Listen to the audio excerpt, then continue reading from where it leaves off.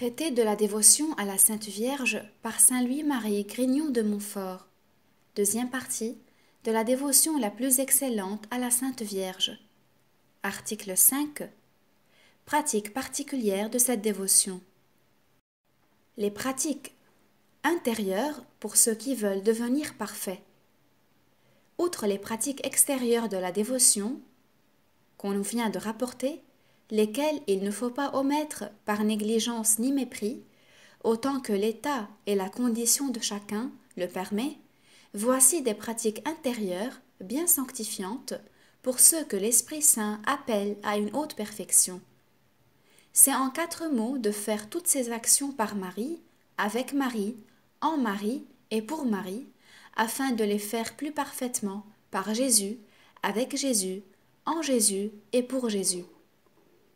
Il faut faire ces actions par Marie, c'est-à-dire qu'il faut qu'ils obéissent en toutes choses à la très sainte Vierge et qu'ils se conduisent en toutes choses par son Esprit, qui est le Saint-Esprit de Dieu. Ceux qui sont conduits de l'Esprit de Dieu sont enfants de Dieu. Ceux qui sont conduits par l'Esprit de Marie sont enfants de Marie, et par conséquent enfants de Dieu, comme nous avons montré. Et parmi tant de dévots à la Sainte Vierge, il n'y a de vrais et fidèles dévots que ceux qui se conduisent par son esprit. J'ai dit que l'esprit de Marie était l'esprit de Dieu, parce qu'elle ne s'est jamais conduite par son propre esprit, mais toujours par l'esprit de Dieu, qui s'en est tellement rendu le maître qu'il est devenu son propre esprit. C'est pourquoi saint Ambroise dit que l'âme de Marie soit en chacun pour glorifier le Seigneur, que l'esprit de Marie soit en chacun pour se réjouir en Dieu, qu'une âme est heureuse quand, à l'exemple d'un bon frère jésuite, nommé Rodriguez, mort en odeur de sainteté, elle est toute possédée et gouvernée par l'esprit de Marie, qui est un esprit doux et fort, zélé et prudent, humble et courageux, pur et profond. Afin que l'âme se laisse conduire par cet esprit de Marie, il faut premièrement renoncer à son propre esprit, à ses propres lumières et volontés, avant de faire quelque chose, par exemple, avant de faire son oraison, dire ou entendre la Sainte Messe, communier, parce que les ténèbres de notre propre esprit et la malice de notre propre volonté et opération, si nous les suivions, quoiqu'elles nous paraissent bonnes, mettraient obstacle à l'esprit de Marie. Deuxièmement, il faut se livrer à l'esprit de Marie pour en être mu et conduit de la manière qu'elle voudra. Il faut se mettre et se laisser entre ses mains virginales comme un instrument entre les mains de l'ouvrier, comme un luth entre les mains d'un bon joueur. Il faut se perdre et s'abandonner à elle comme une pierre qu'on jette dans la mer, ce qui se fait simplement et en un instant par une seule séade de l'esprit, un petit mouvement de volonté, ou verbalement en disant par exemple « Je renonce à moi, je me donne à vous, ma chère mère », et quoiqu'on ne sente aucune douceur sensible dans cet acte d'union, il ne laisse pas d'être véritable, tout comme si on disait « Ce qu'à Dieu ne plaise, je me donne au diable » avec autant de sincérité, quoiqu'on le dit sans aucun changement sensible. On n'en serait pas moins véritablement au diable. Troisièmement, il faut de temps en temps, pendant son action et après l'action, renouveler le même acte d'offrande et d'union, et plus on le fera, et plus on se sanctifiera, et plus tôt on arrivera à l'union avec Jésus, qui suit toujours nécessairement l'union à Marie, puisque l'esprit de Marie est l'esprit de Jésus. Il faut faire ses actions avec Marie, c'est-à-dire qu'il faut, dans ses actions, regarder Marie comme un modèle accompli de toute vertu et perfection, que le Saint-Esprit a formé dans une pure créature, pour imiter selon notre petite portée. Il faut donc qu'en chaque action nous regardions comme Marie l'a faite ou la ferait, si elle était en notre place. Nous devons pour cela examiner et méditer les grandes vertus qu'elle a pratiquées pendant sa vie, et particulièrement sa foi vive, par laquelle elle a cru sans hésiter la parole de l'ange. elle a cru fidèlement et constamment jusqu'au pied de la croix. Son humilité profonde, qui l'a fait se cacher, se taire, se soumettre à tout et se mettre la dernière. Sa pureté toute divine, qui n'a jamais eu ni n'aura jamais sa pareille sous le ciel. Et enfin, toutes ses autres vertus. Qu'on se souvienne, je le répète une deuxième fois, que Marie est le grand et l'unique moule de Dieu, propre à faire des images vivantes de Dieu, à peu de frais et en peu de temps, et qu'une âme qui a trouvé ce moule et qui s'y perd est bientôt changée en Jésus-Christ que ce moule représente en naturel. Il faut faire ces actions en Marie pour bien comprendre cette pratique.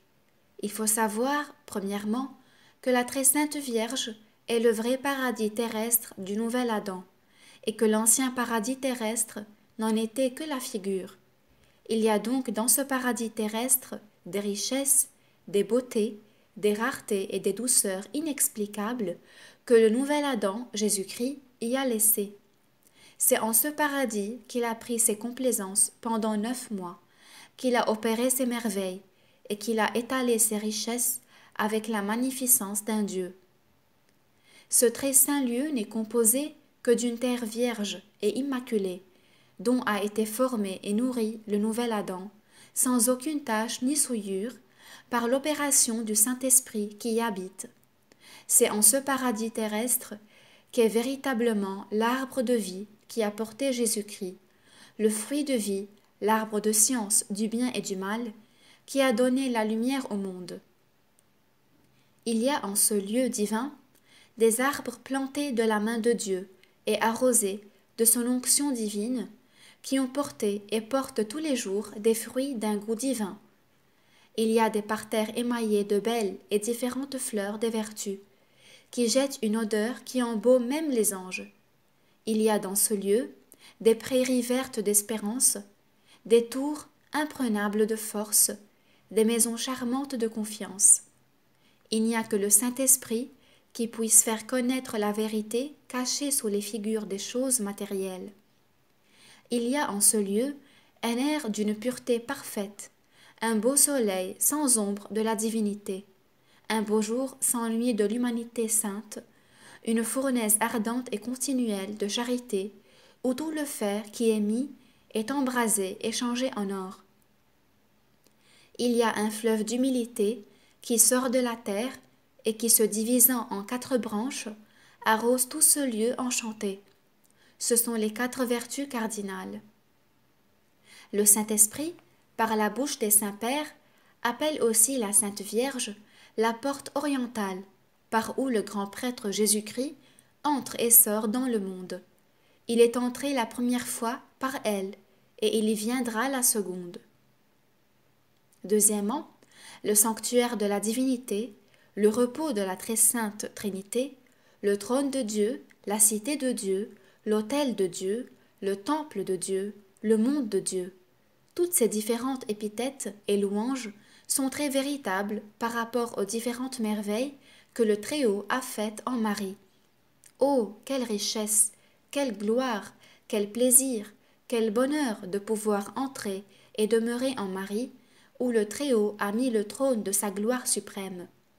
Mais qu'il est difficile, à des pécheurs comme nous, d'avoir la permission, la capacité et la lumière pour entrer dans un lieu si haut et si saint, qui est gardé non par un chérubin, comme l'ancien paradis terrestre, mais par le Saint-Esprit même, qui s'en est rendu le maître absolu, de laquelle, il dit, Marie est fermée, Marie est scellée, les misérables enfants d'Adam et Ève, chassés du paradis terrestre, ne peuvent entrer en celui-ci que par une grâce particulière du Saint-Esprit qu'ils doivent mériter. Après que par sa fidélité on a obtenu cette insigne grâce, il faut demeurer dans le bel intérieur de Marie avec complaisance, s'y reposer en paix, s'y appuyer avec confiance, s'y cacher en assurance, et s'y perdre sans réserve, afin que dans ce sein virginal, l'âme y soit nourrie du lait de sa grâce et de sa miséricorde maternelle, afin qu'il soit délivré de ses troubles, craintes et scrupules, qu'elle y soit en sûreté contre tous ses ennemis, le monde, le démon et le péché, qui n'y ont jamais eu entrée. C'est pourquoi elle dit que ceux qui opèrent en elle ne pêchent point, c'est-à-dire ceux qui demeurent en la Sainte Vierge Marie en esprit, ne font point de péché considérable. Afin qu'elle soit formée en Jésus-Christ et Jésus-Christ en elle, parce que son sein est, comme disent les saints pères, la salle des sacrements divins, où Jésus-Christ et tous les élus ont été formés. Enfin, il faut faire toutes ces actions pour Marie, car, comme on s'est tout livré à son service, il est juste qu'on fasse tout pour elle, comme un valet, un serviteur et un esclave, non pas qu'on la prenne pour la dernière fin de ses serviteurs, qui est Jésus-Christ seul, mais pour sa fin prochaine et son milieu mystérieux et son moyen aisé pour aller à lui. Ainsi qu'un bon serviteur et esclave, il ne faut pas demeurer oisif, mais il faut, appuyé de sa protection, entreprendre et faire de grandes choses pour cette auguste souveraine. Il faut défendre ses privilèges quand on les lui dispute. Il faut soutenir sa gloire quand on l'attaque. Il faut attirer tout le monde, si on peut, à son service et à cette vraie et solide dévotion. Il faut parler et crier contre ceux qui abusent de sa dévotion pour outrager son Fils, et en même temps établir cette véritable dévotion. Il ne faut prétendre d'elle, pour sa récompense de ses petits services, que l'honneur d'appartenir à une si aimable princesse et le bonheur d'être par elle unie à Jésus son Fils, d'un lien indissoluble dans le temps et dans l'éternité. Gloire à Jésus en Marie, gloire à Marie en Jésus, gloire à Dieu seul.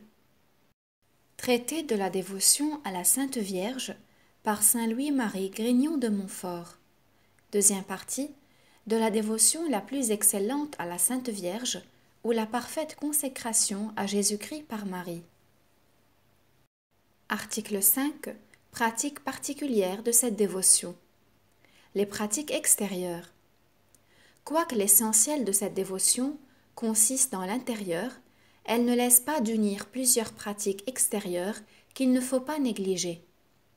Soit parce que les pratiques extérieures bien faites aident les intérieurs, soit parce qu'elles font ressouvenir l'homme, qui se conduit toujours par ses sens, de ce qu'il a fait ou doit faire, soit parce qu'elles sont propres à édifier le prochain qui les voit, ce que ne font pas celles qui sont intérieures.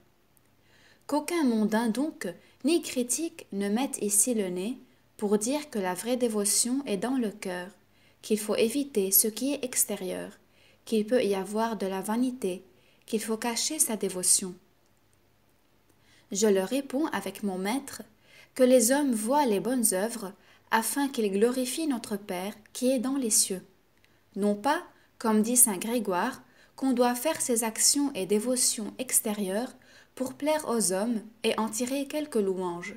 Ce serait vanité. Mais on les fait quelquefois devant les hommes, dans la vue de plaire à Dieu et de le faire glorifier par là, sans se soucier des mépris ou des louanges des hommes. Je ne rapporterai qu'en abrégé quelques pratiques extérieures, que je n'appelle pas extérieures parce qu'on les fait sans intérieur, mais parce qu'elles ont quelque chose d'extérieur pour les distinguer de celles qui sont purement intérieures. Première pratique, ceux et celles qui voudront entrer dans cette dévotion particulière, après avoir, comme j'ai dit dans la première partie de cette préparation, au règne de Jésus-Christ, employé 12 jours au moins à se vider de l'esprit du monde, contraire à celui de Jésus-Christ, emploieront 3 semaines à se remplir de Jésus-Christ par la Sainte Vierge. Voici l'ordre qu'ils pourront garder. Pendant la première semaine, ils emploieront toutes leurs oraisons et actions de piété à demander la connaissance d'eux-mêmes et la contrition de leurs péchés, et ils feront tout en esprit d'humilité. Pour cela, ils pourront, s'ils veulent, méditer ce que j'ai dit de notre mauvais fond, et ne se garder, les 6 jours de cette semaine, que comme des escargots, limaçons, crapauds, serpents et boucs. ou bien ces trois paroles du Saint Bernard: Cogita quid fueris, semen putridum. Ils prieront notre Seigneur et son Saint-Esprit de les éclairer par ces paroles, et diront tous les jours l'Ave Maria Stella et ses litanies. Pendant la seconde semaine, ils s'appliqueront, dans toutes leurs oraisons et œuvres de chaque journée, à connaître la très sainte Vierge Marie. Ils demanderont cette connaissance du Saint-Esprit. Ils pourront lire et méditer ce que nous en avons dit. Ils réciteront, comme la première semaine, les litanies du Saint-Esprit et l'Ave Maria Stella, et de plus un rosaire tous les jours, ou du moins un chapelet, à cette intention.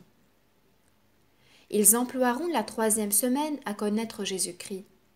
Ils pourront dire et méditer tout ce que nous en avons dit, et dire l'oraison de saint Augustin, qui se trouve dans la première partie de ce traité.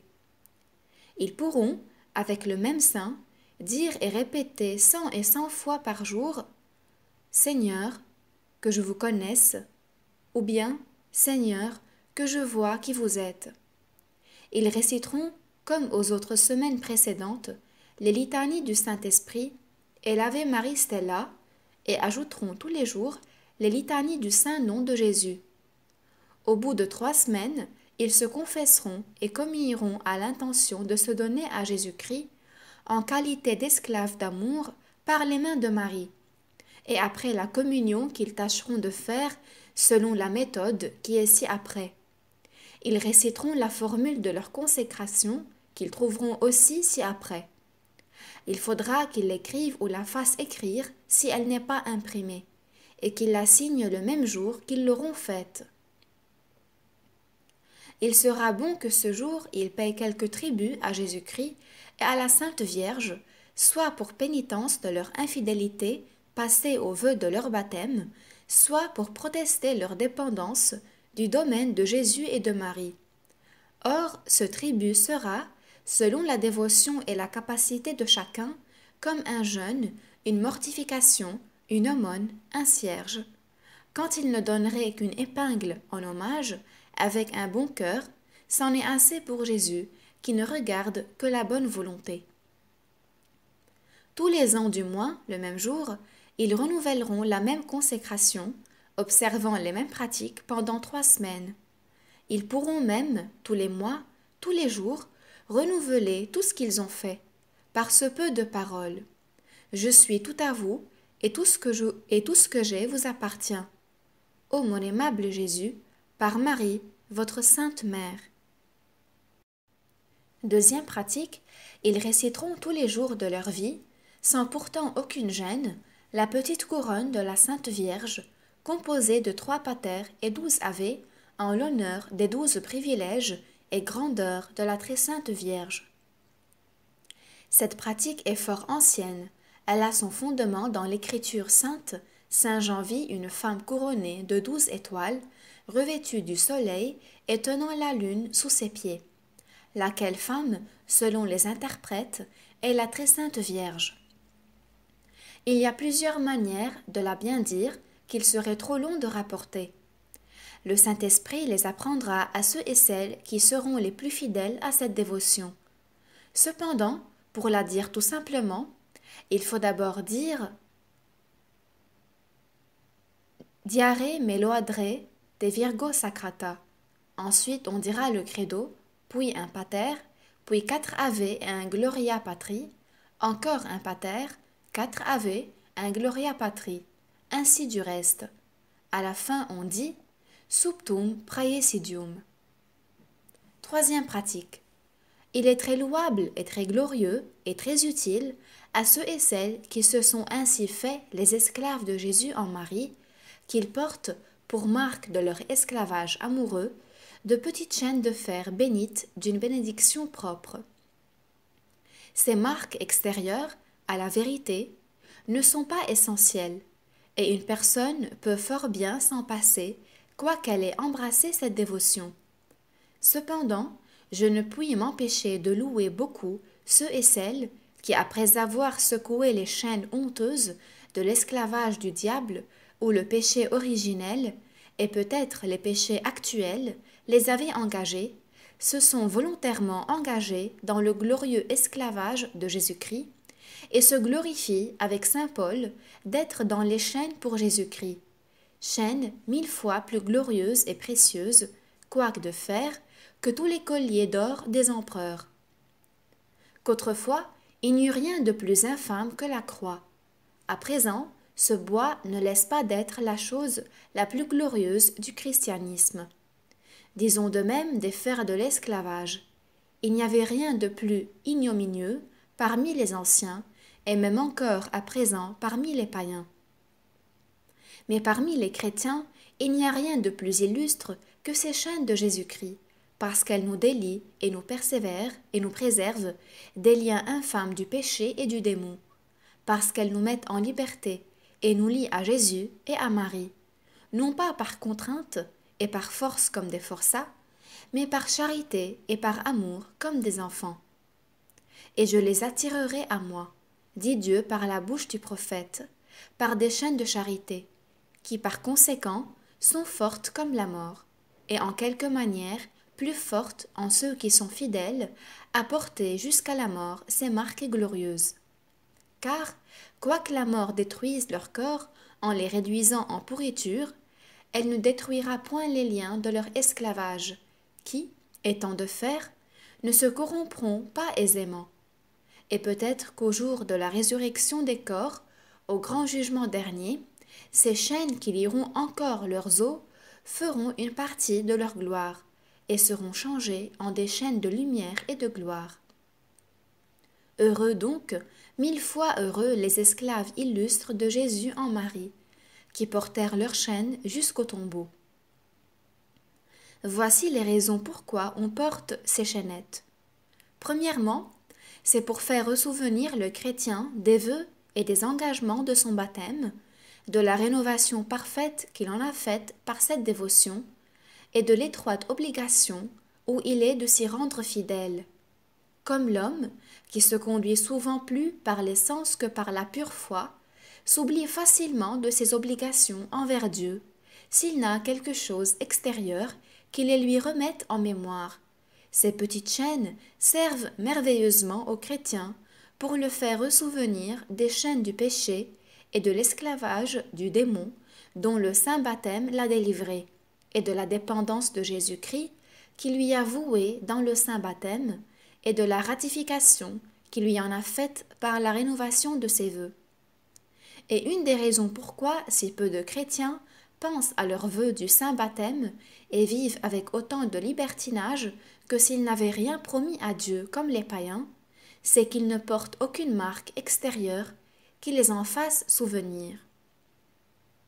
Secondement, c'est pour montrer qu'on ne rougit point de l'esclavage et servitude de Jésus-Christ, et qu'on renonce à l'esclavage du monde, du péché et du démon. Troisièmement, c'est pour se garantir et prévenir des chaînes du péché et du démon, car où il faut que nous portions des chaînes d'iniquité ou des chaînes de charité et de salut.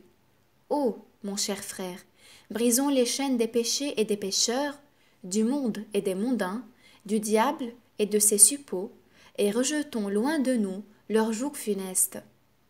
Mettons nos pieds, pour me servir des termes du Saint-Esprit, dans ces fers glorieux, et notre cou dans ces colliers. Vous noterez que le Saint-Esprit, avant de dire ces paroles, y prépare l'âme, afin qu'elle ne rejette pas son conseil important. Voici ces paroles. Écoute, mon fils, et reçois un conseil d'entendement, et ne rejette pas mon conseil. Vous voulez bien, mon très cher ami, qu'ici je m'unisse au Saint-Esprit pour vous donner le même conseil. Ces chaînes sont des chaînes de salut. Comme Jésus-Christ en croix doit attirer tout à lui, bon gré, mal gré, il attirera les réprouvés par les chaînes de leurs péchés pour les enchaîner, comme des forçats et des diables, à son ire éternel et à sa justice vengeresse, mais il va attirer, particulièrement en ces derniers temps, les prédestinés par des chaînes de charité. Ces esclaves amoureux de Jésus-Christ ou enchaînés de Jésus-Christ peuvent porter leurs chaînes ou à leur cou ou à leurs pieds.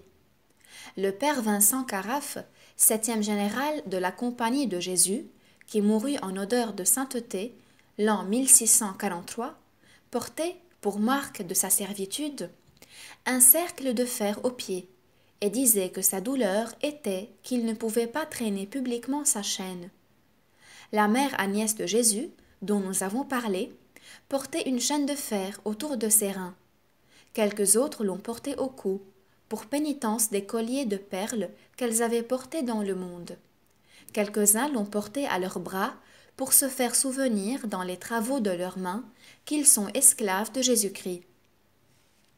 Quatrième pratique, ils auront une très grande dévotion pour le grand mystère de l'incarnation du Verbe, le 25 de mars, qui est le propre mystère de cette dévotion, parce que cette dévotion a été inspirée du Saint-Esprit. Premièrement, pour honorer et imiter la dépendance ineffable que Dieu le Fils a voulu avoir de Marie pour la gloire de Dieu son Père et pour notre salut, laquelle dépendance paraît particulièrement dans ce mystère où Jésus est captif et esclave dans le sein de la divine Marie et où il dépend d'elle pour toutes choses. Deuxièmement, pour remercier Dieu des grâces incomparables qu'il a faites à Marie et particulièrement de l'avoir choisie pour sa très digne mère, lequel choix a été fait dans ce mystère. Ce sont là les deux principales fins de l'esclavage de Jésus-Christ en Marie. Remarquez, s'il vous plaît, que je dis ordinairement l'esclave de Jésus en Marie, l'esclavage de Marie en Jésus. ONU, à la vérité, comme plusieurs ont fait jusqu'ici, dire l'esclave de Marie, l'esclavage de la Sainte Vierge. Mais je crois qu'il vaut mieux qu'on se dise l'esclave de Jésus en Marie, comme le conseille M. Tronçon, supérieur général du séminaire de Saint-Sulpice, renommé pour sa rare prudence et sa piété consommée, à un ecclésiastique qui le consultait sur ce sujet. En voici les raisons. Premièrement, comme nous sommes dans un siècle orgueilleux, où il y a un grand nombre de savants enflés, d'esprits forts et critiques, qui trouvent à redire dans les pratiques de piété les mieux établies et les plus solides, pour ne leur pas donner une occasion de critique sans nécessité, il vaut mieux dire l'esclavage de Jésus en Marie, et se dire l'esclave de Jésus-Christ que l'esclave de Marie, prenant la dénomination de cette dévotion plutôt de sa fin dernière, qui est Jésus-Christ, que du chemin et du moyen pour arriver à cette fin, qui est Marie, quoiqu'on puisse, dans la vérité, faire l'un et l'autre sans scrupule, ainsi que je fais. Par exemple, un homme qui va d'Orléans à Tours par le chemin d'Amboise peut fort bien dire qu'il va à Amboise et qu'il va à Tours, qu'il est voyageur d'Amboise et voyageur de Tours, avec cette différence, cependant, qu'Amboise n'est que sa route droite pour aller à Tours, et que Tours seul est sa fin dernière et le terme de son voyage. Deuxièmement, comme le principal mystère qu'on célèbre et qu'on honore en cette dévotion est le mystère de l'incarnation, où on ne peut voir Jésus-Christ quand Marie est incarnée dans son sein. Il est plus à propos de dire l'esclavage de Jésus en Marie, de Jésus résidant et régnant en Marie, selon cette belle prière de tant de grands hommes. Ô Jésus, vivant en Marie, venez et vivez en nous, en votre esprit de sainteté.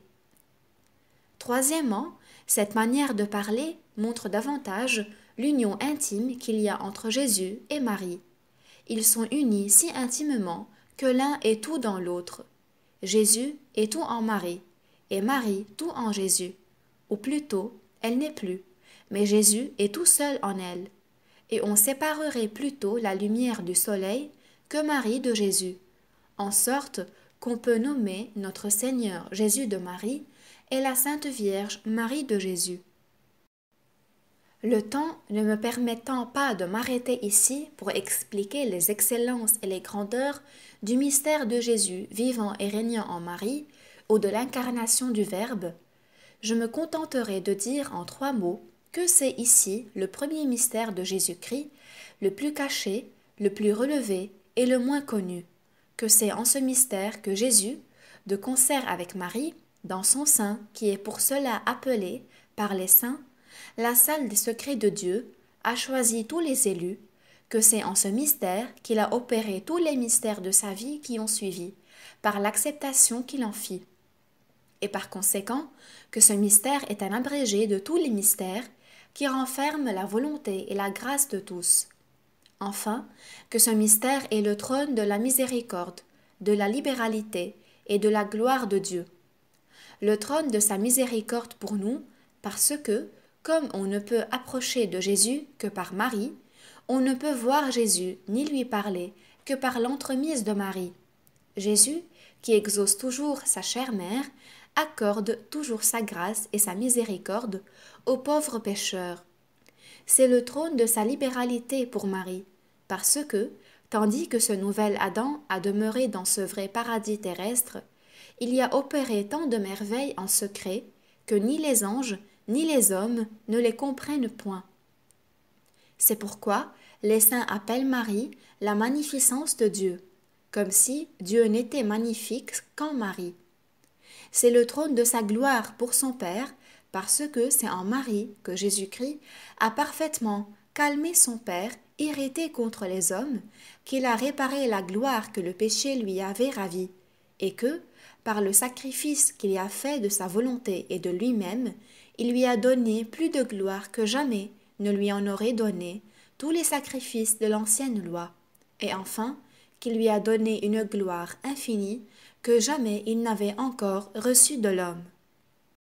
Cinquième pratique, ils auront une grande dévotion à dire l'Ave Maria ou la salutation angélique dont peu de chrétiens, quoique éclairés, connaissent le prix, le mérite, l'excellence et la nécessité.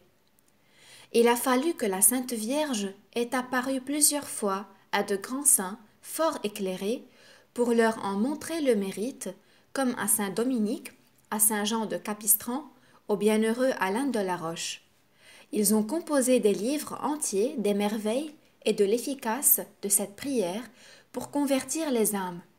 Ils ont publié hautement, ils ont prêché publiquement que le salut ayant commencé par l'Ave Maria, le salut de chacun en particulier, était attaché à cette prière, que c'est cette prière qui a fait porter à la terre sèche et stérile le fruit de vie, et que c'est cette même prière bien dite qui doit faire germer dans nos âmes la parole de Dieu et porter le fruit de Jésus.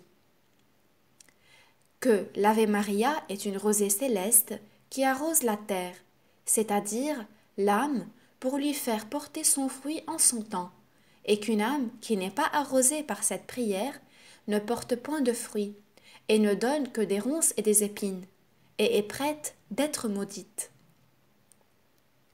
Voici ce que la très sainte Vierge révéla au bienheureux Alain de la Roche, comme il est marqué dans son livre de Dignate Rosarii. Sache, mon fils, et fais-le connaître à tous, qu'un signe probable et prochain de la damnation éternelle est d'avoir de l'aversion, de la tiédeur, de la négligence, à dire la salutation angélique qui a réparé tout le monde. Voilà des paroles bien consolantes et bien terribles qu'on aurait peine à croire si nous en avions pour garant ce saint homme et saint Dominique devant lui, et depuis plusieurs grands personnages avec l'expérience de plusieurs siècles, car on a toujours remarqué que ceux qui portent la marque de la réprobation, comme tous les hérétiques impies, orgueilleux et mondains, haïssent ou méprisent l'Ave Maria et le chapelet. Les hérétiques apprennent et récitent encore le pater, mais non pas l'Ave Maria ni le chapelet. C'est leur horreur. Ils porteraient plutôt un serpent sur eux qu'un chapelet. Les orgueilleux aussi, quoique catholiques, comme ayant les mêmes inclinations de leur père Lucifer, n'ont que du mépris ou de l'indifférence pour l'Ave Maria, et regardent le chapelet comme une dévotion qui n'est bonne que pour les ignorants et ceux qui ne savent pas lire. Au contraire, on a vu par expérience que ceux et celles qui ont d'ailleurs de grandes marques de prédestination aiment, goûtent et récitent avec plaisir l'Ave Maria, et que plus ils sont à Dieu et plus ils aiment cette prière. C'est ce que la Sainte Vierge dit aussi au bienheureux Alain, ensuite des paroles que je viens de citer.